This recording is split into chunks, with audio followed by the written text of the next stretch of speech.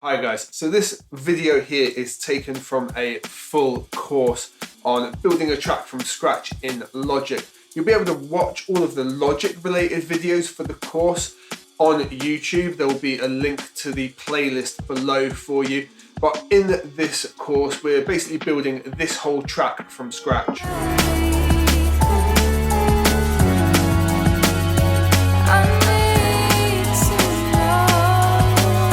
If you want to follow along with that, you can. And if you want to download the project file and all the samples that go with the course, there's a link to that in the description as well. I hope this video is useful to you and that you're able to follow along with the course. Let's jump into it. Feeling heavy, but now I'm steady, going up from hitting the ground. So let's see if we can create a nice vocal drum and bass track in Logic from scratch. It's going to start with a nice fresh project, and I usually start with drums, and since we're doing everything in Logic, we're just going to be using the samples available to us inside Logic as well. So brand new session, first instrument in, we are going to actually add an audio track. I don't need an input or anything like that. We're going to use the loop library, so let's hit create. So loops will live over in the top right hand corner just up here. You can press O to bring up the loop library, and I'm not really going to filter this out by genre at the minute, but I am going to filter it out by instrument because I'm after some drum sounds. So I'm going to have a little browse through, find a few different drum sounds.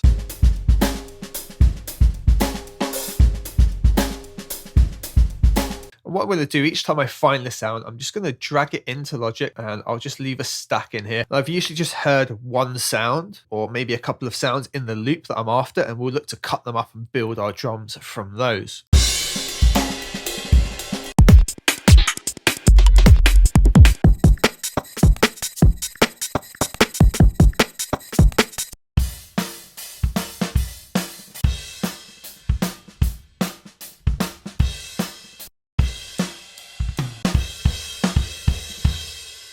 Okay, so I've got a few that I like. What I'm going to do now is jump up in my BPM up here, just with a double click. I'm going to go to 174, and that feels like it's going to be about the right BPM for the sort of idea I've got in my head. Now, with the drums, I'm just going to solo each one out, and I'm going to cut them down to the sound that I wanted. When you've got a sample selected like this, you can press U. It's going to loop around it for you. So if I just stick everything at the start, as they're all only sort of 2 bars long,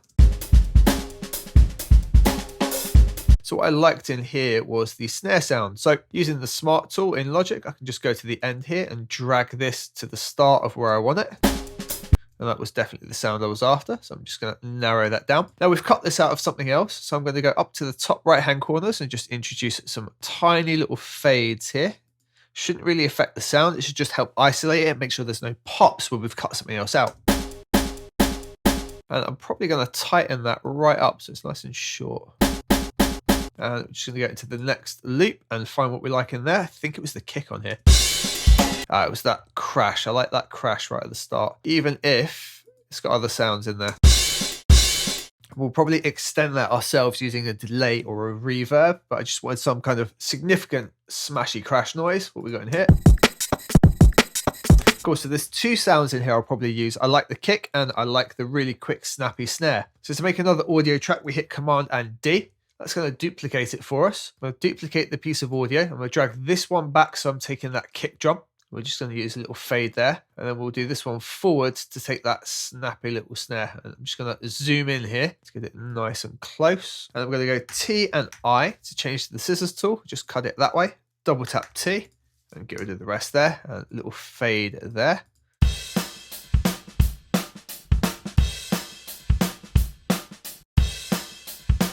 And on this one as well, I like the snare and the kick. Now, I might not use all of these, but we're just getting ourselves a little toolkit to start off using here. So now I've got this random selection of hits just over this one bar here. Okay, we need to organize them out somewhat. So I'm just going to rename them based on what I've taken from each one. So we're going to call it live snare, big crash. I'm now just going to group everything together just by clicking on them and dragging them up to where I want them to be, or down wherever I need them to be. So the snares are probably going to land on the 2 and the 4, something to that effect. And I think we'll use the sharp snare as sort of the fundamental in it. And for the minute, I'm just going to mute the crash just so I can get the main drum loop going. Probably going to use that kick again as well, around here instead. We're going to need to line these up if we're going to have them layered. And this big lively one, we're going to shorten it right up now so it's super tight. Give it a right big fade like that.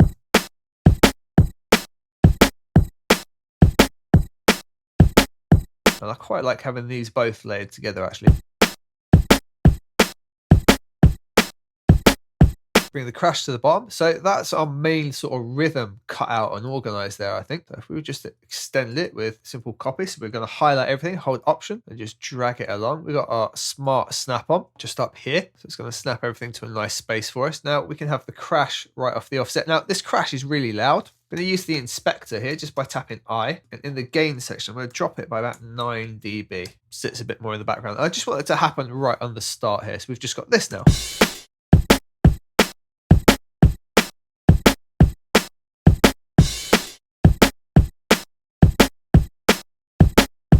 Bit broken apart, it's a bit steppy, but it's kind of cool. We're going to roll with it. Now we need something to help it swing and move along, and I think for now we're going to use the drummer. I'm thinking a nice chilled ride type sound. So we just hit the plus icon, make ourselves a new track. We're going to use drummer. I'm going to switch it over to probably songwriter and see what we can get from there. And I'm going to turn all these drums off at the bottom and just switch the cymbals on, solo it out.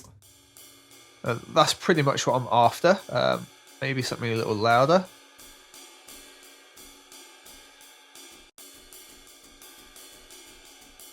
I see we could start slow and we could speed it up later, which would be nice. So let's cut it at the 4 bar. We don't want that roll in there, so we're going to take the fill out. We're just going to let that go like that. And let's see what the shaker's like in there as well.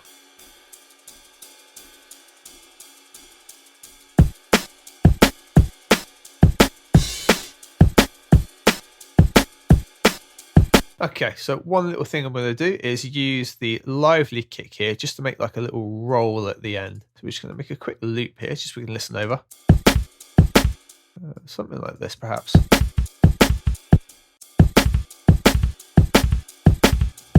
Let's see how that works.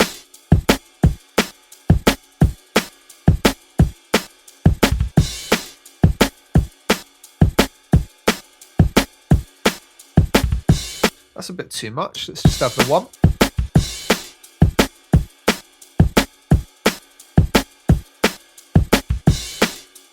Yeah, I like that. Now, the crash seems a little bit weird because it just kind of fades away suddenly, right? Into this nothingness. We're going to give it its own reverb. We're going to give it a reverb send. Now, when we made the drummer, it's actually made us a reverb send already that's not being used. So we might as well make the most of that. We'll send the big crash over to it. Okay, so we've sent it to bus 1. Just to get it to maximum output there, we just hold Option and click. It will send it straight to 0. Useful for us. And it's got a space designer on there. So let's have a look at what the space designer is doing. So it's giving us a really short drum booth. We want this to kind of extend and fill out a little bit in the track. So we're going to grab something a bit longer and put that in there. And we're just going to use a preset, to be honest. We'll go big drums, see how that goes. And wet at -10 will probably be okay.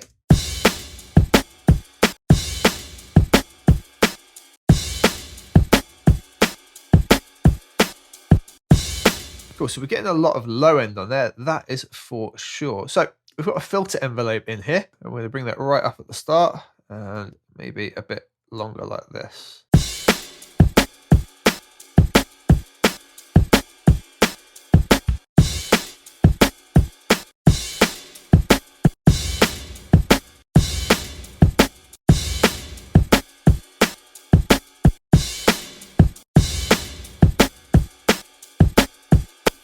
Cool, and on the output EQ, I'm going to take a lot of the low end away, just using the low pass here, and I'm even going to shelve it down a little bit as well.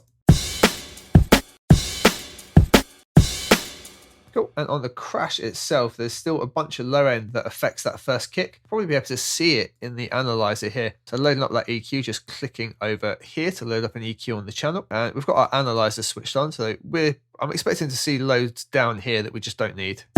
Yeah. So all of this here, we just don't need. We're going to take it away. Let's just solo out the crash to listen. That's more what we're after. Our kick drum's going to fill that space at the same hit anyway, right?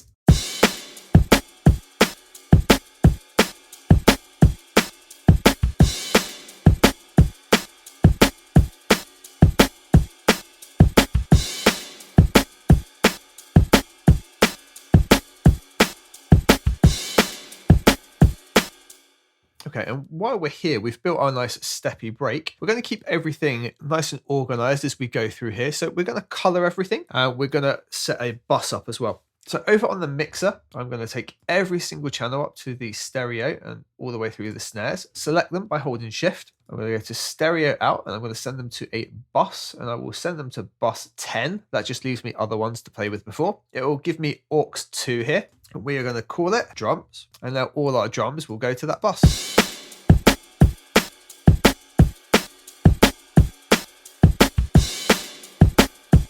Pretty much all of these samples are quite loud. I'm going to select the whole lot. I'm going to go to gain, and I'm going to drop them all by -6 dB, because altogether they're clipping. Remember, we already dropped the crash by 9 dB, so that's 3 dB further. We're actually going to take the crash down to -12 now.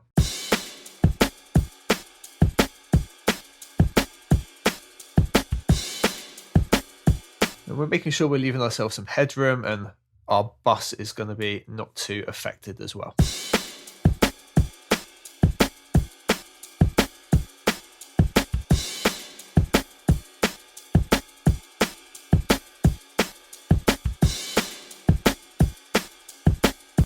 All right, so that's part one. We've built our first part of the break, and let's carry on into the next section.